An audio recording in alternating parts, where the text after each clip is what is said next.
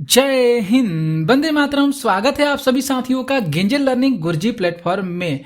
तो बिहार एसएससी जो inter level का एग्जाम है वह जनवरी में होने वाला है। उसी के अकॉर्डिंग जितने भी अभ्यर्थी इस फॉर्म को भरे हैं तो उनके लिए ये जो प्रैक्टिस सेट आज की जो लाए हैं वह बहुत मोस्ट इंपॉर्टेंट प्रैक्टिस सेट है। इसमें बहुत सारे प्रश्नों का निचोड़ है, आप लोग देखेंगे तो बहुत अच्छे से समझ में आ जाएगा कि कैसे प्रश्न जो है एग्जाम में आएंगे। तो बहुत इंपॉर्टेंट है, आप लोग इसे जरूर देखिएगा और जितना हो सके इसे आप लोग जरूर शेयर कर दीजिएगा। तो देखिए फर्स्ट प्रश्न पे यहाँ पे जो आते हैं, यहाँ पे जो फर्स्ट प्रश्न कर रहा है कि संयुक्त राष्ट्र संघ का मुख्यालय कहाँ स्थित है। बहुत अच्छा सा प्रश्न है। तो संयुक्त राष्ट्र संघ का जो मुख्यालय है वह न्यूयॉर्क शहर में स्थित है। यहाँ पे जो राइट आंसर हो रहा है बी, ये बिल्कुल सही हो रहा है। अब थोड़ा सा हम लोग न्यूयॉर्क के बारे में जान लेते हैं कि न्यूयॉर्क होता है क्या। तो यहाँ पे ध्यान से देख लीजिए, यहाँ पे जो दिया गया है कि संयुक्त राष्ट्र 1945 में स्थापित एक अंतर्राष्ट्रीय संगठन है। ये ध्यान से देख लीजिएगा। थोड़ा सा मैं यहाँ पे जो है हम यहाँ पे थोड़ा स्पेस लेते हैं, ठीक है। तो संयुक्त राष्ट्र संघ जो है 1945 में स्थापित एक अंतर्राष्ट्रीय संगठन है। यह वर्तमान में कितने सदस्य राष्ट्रों से बना है? तो 193 जो सदस्य हैं राष्ट्रों से मिलकर जो है यह संयुक्त राष्ट्र संघ बना है। और इसका मुख्यालय कहाँ पे है? तो इसका मुख्यालय न्यूयॉर्क में है।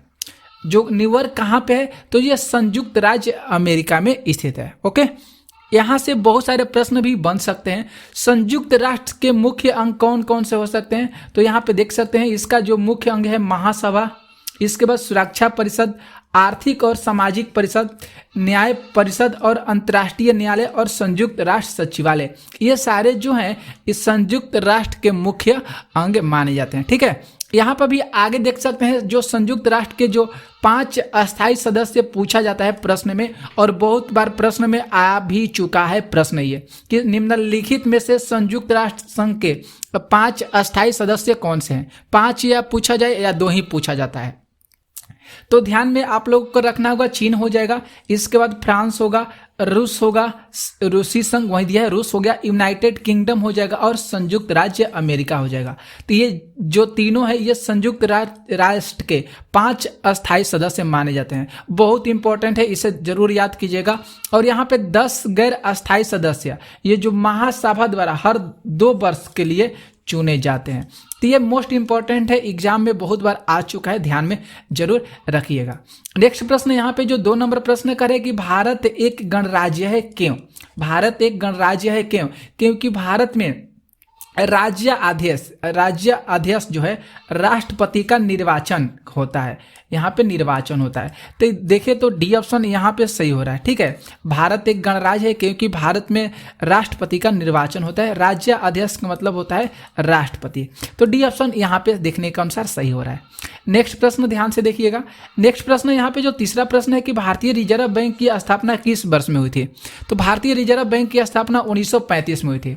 कब हुआ था भारतीय रिजर्व बैंक की स्थापना? तो 1935 ईस्वी में था। अब थोड़ा सा भारतीय रिजर्व बैंक की स्थापना देख लीजिए कब कैसे हुआ था। तो भारतीय रिजर्व बैंक की स्थापना जो है 1935 में हिल्टन यंग की अध्यक्षता में रॉयल कमीशन की सिफारिश के बाद किया गया था। किसकी सिफारिश के बाद किया गया था? तो रॉयल कमीशन की सिफारिश के बाद किया गया था, ठीक है। इसकी स्थापना जो है 1935 में भारतीय रिजर्व बैंक अधिनियम 1934 के तहत किया गया था। कब किया गया था इसकी स्थापना? तो इसकी स्थापना जो भारतीय रिजर्व बैंक की स्थापना 1935 में किया गया था। और कैसे? तो भारतीय रिजर्व बैंक अधिनियम के तहत 1934 के तहत किया गया था, ठीक है। इसे भी ध्यान में रखिएगा। 2016 में मौद्रिक नीति समिति की स्थापना होने तक इसने भारत में मौद्रिक नीति को भी नियंत्रित किया था। और भारतीय रिजर्व जो बैंक है ये भारत का कैसा बैंक है? तो भारतीय रिजर्व बैंक जो है भारत का केंद्रीय बैंक है, जो भारतीय रुपए के मुद्रे और आपूर्ति को क्या करता है?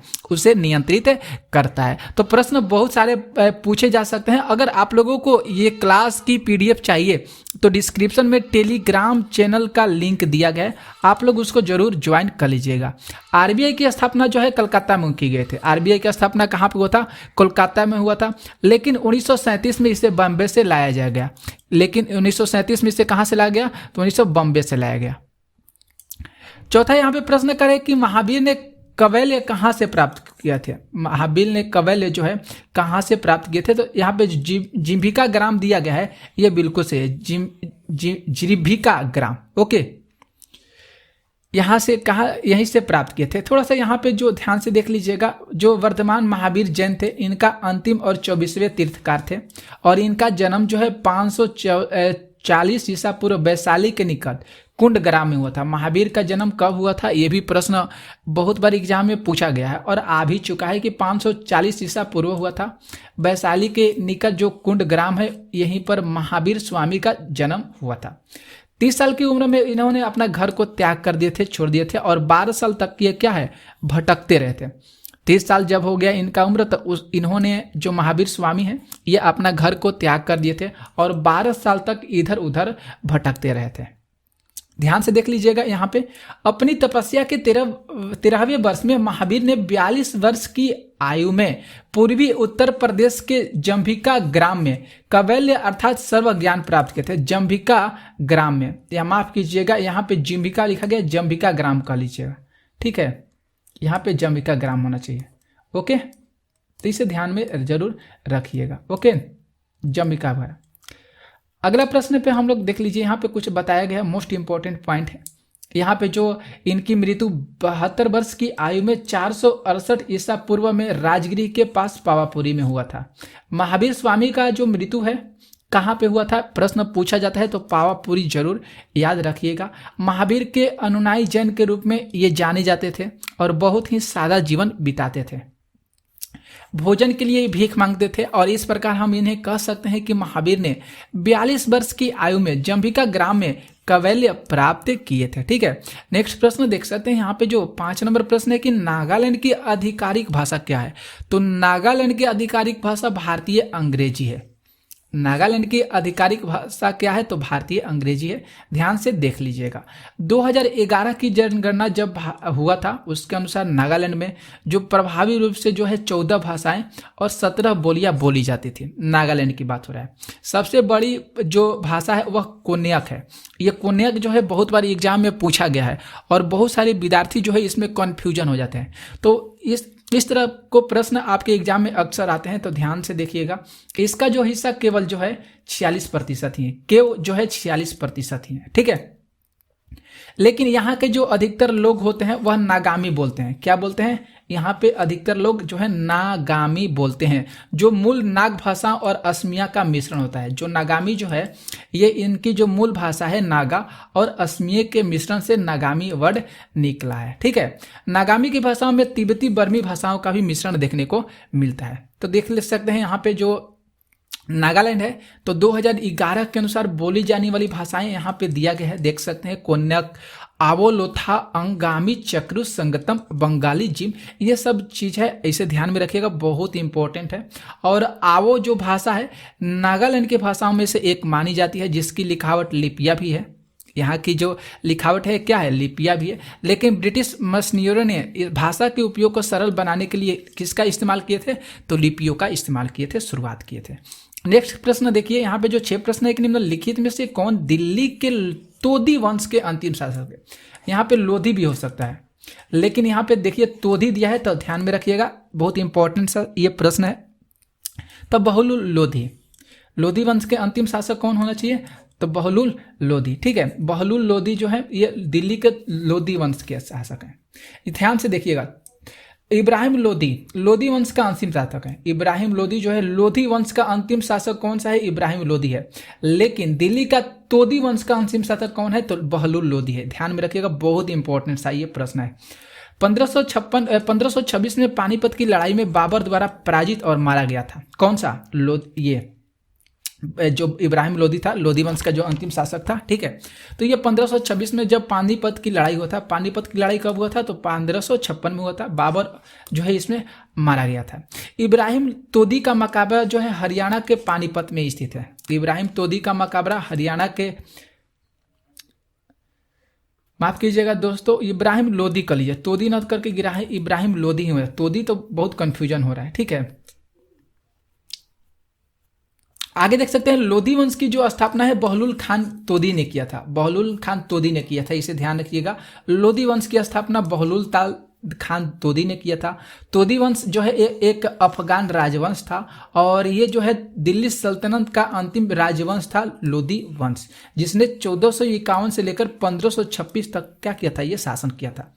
नेक्स्ट देखिए यहाँ पे बताया गया, बहुत अच्छा सा ये प्रश्न है कि सिकंदर लोदी जो है ये बहलोल के पुत्र था और 1504 में आगरा की स्थापना किया था। कौन?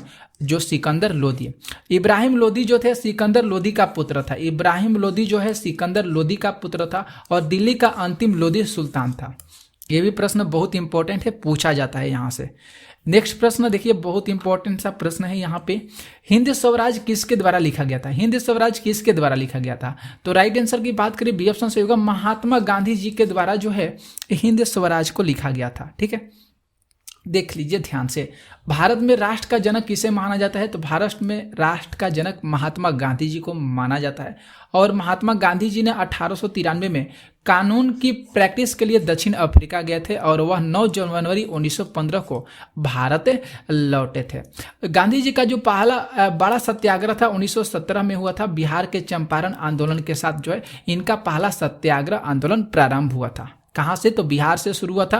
पहला बड़ा सत्याग्रह 1917 में हुआ था गांधी जी का। ठीक है, हिंद स्वराज जो है 1909 में महात्मा गांधी द्वारा लिखा गया था। ये जो हिंद स्वराज इनकी पुस्तक है, हिंद स्वराज, जो महात्मा गांधी जी के द्वारा 1909 में लिखा गया था। और महात्मा गांधी ने 1932 में हरिजन सेवक संघ की स्थापना किया था। यहाँ से बहुत सारे इंपॉर्टेंट प्रश्न जो है एग्जाम में पूछे गए हैं, इसलिए जो जो मोस्ट इंपॉर्टेंट सवाल है, जो प्रश्न है जो एग्जाम में पूछे गए वहीं यहाँ पे चुन के आपके लिए लाए, तो बहुत इंपॉर्टेंट है। ये भी प्रश्न पूछा जाता है कि महात्मा गांधी जी ने हरिजन संघ सेवक की स्थापना कब किए थे? तो 1932 में किए थे।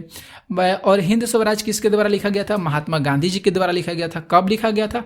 1909 में लिखा गया था और 30 जनवरी 1948 को इनकी हत्या कर दिया गया था। ठीक है, आगे देखिए प्रश्न आते हैं यहाँ पे, जो 8 नंबर प्रश्न है कि महात्मा गांधी के उल्लेखनीय कार्य इनमें से कौन कौन से हैं? तो सत्य के साथ मेरे प्रयोगों की कहानी, हिंद स्वराज या भारतीय गृह शासन, एयरवादा मंदिर से दक्षिण अफ्रीका में सत्याग्रह। तो यहाँ पे जो चारों ऑप्शन दिखाई दे रहे हैं, ये चारों विकल्प क्या हैं? यहाँ पे सही है।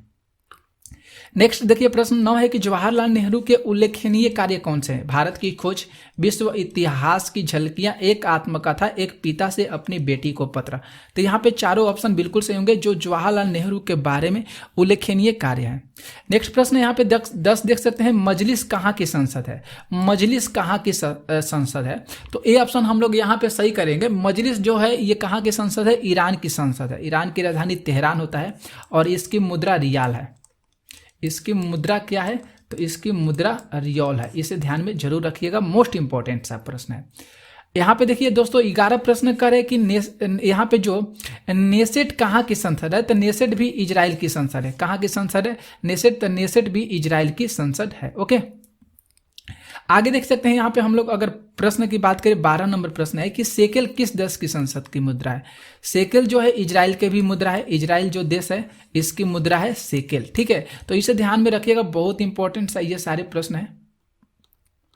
13 नंबर प्रश्न देखिए, कह रहा है कि निम्नलिखित में से किस जिले में गंगा नदी जो है बिहार में प्रवेश करती है? तो देखें तो सही ऑप्शन बिल्कुल सही होगा, बक्सर से जो है गंगा नदी जो है सबसे पहले बिहार में प्रवेश करती है। मोस्ट इंपॉर्टेंट सा प्रश्न है, देख लीजिए यहाँ पे बताया गया है। गंगा बिहार की मुख्य नदी है जो कर्मनाशा के संगम के बाद बक्सर के पास चौसा में बिहार के सीमा में प्रवेश करती है। और गंगा की सहायक नदियां जरूर याद रखिएगा, गंडक हो जाएगा, बागमती, पुनपुन, सोन, कर्मनाशा और कोसी, काली। ये सारी जो है गंगा नदी की जो है सहायक नदियां, बहुत इंपॉर्टेंट है, पूछा जाता है। और पटना से गंगा की नदी की लंबाई जो है अधिकतम कितना है? 99 किलोमीटर, इसे भी पूछा गया है।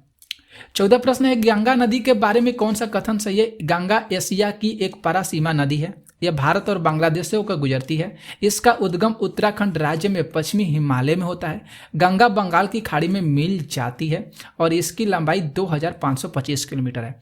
A option, B option, C option, D option और ई ऑप्शन, ये पांचों विकल्प जो हैं ये सही है। तो बहुत मोस्ट इंपॉर्टेंट ये प्रश्न था। आगे देख सकते हैं 15 नंबर जो प्रश्न है कि भारत छोड़ो आंदोलन कब आरंभ हुआ था। तो 8 अगस्त 1942 को भारत छोड़ो आंदोलन जो है ये शुरू हुआ था। देख सकते हैं कहाँ से, तो बॉम्बे से हुआ था। अखिल भारतीय कांग्रेस समिति के सत्र में मोहनदास करमचंद गांधी ने भारत छोड़ो आंदोलन के शुरुआत किए थे 8 अगस्त 1942 को, जिसे अगस्त आंदोलन के रूप में भी जाना जाता है। भारत छोड़ो आंदोलन को अगस्त आंदोलन के भी रूप में जाना जाता है। प्रश्न दिया गया है बहुत बार एग्जाम में। इसका नारा जो भारत छोड़ो का नारा जो है यूसुफ मेहर अली के द्वारा दिया गया था। यूसुफ मेहर अली के द्वारा भारत छोड़ो का नारा दिया गया था और इसके दौरान वायसराय जो थे लॉर्ड लिंथिंगो थे। भारत छोड़ो आंदोलन के दौरान कौन थे वायसराय, तो लॉर्ड लिंथिंगो थे। प्रश्न पूछा गया है बहुत बार एग्जाम में। और इसके दौरान महात्मा गांधी ने करो या मरो का नारा दिए थे। तो इसे ध्यान में रखिएगा, बहुत इंपॉर्टेंट चीज़ था ये जो आपको बताएं। क्लास की पीडीएफ चाहिए तो जरूर आप लोग डिस्क्रिप्शन में टेलीग्राम चैनल का लिंक दिया गया है, ज्वाइन कीजिएगा और वहाँ पे क्लासेस की पीडीएफ मिल जाएगी। तो डेली यहाँ पे प्रैक्टिस होगी बिहार एसएससी से रिलेटेड, तो आप लोग इसे जरूर देखिएगा और देखने का जरूर प्रयास कीजिएगा। मिलते हैं नेक्स्ट वीडियो में, तब तक के लिए जय हिंद जय भारत, बाय बाय।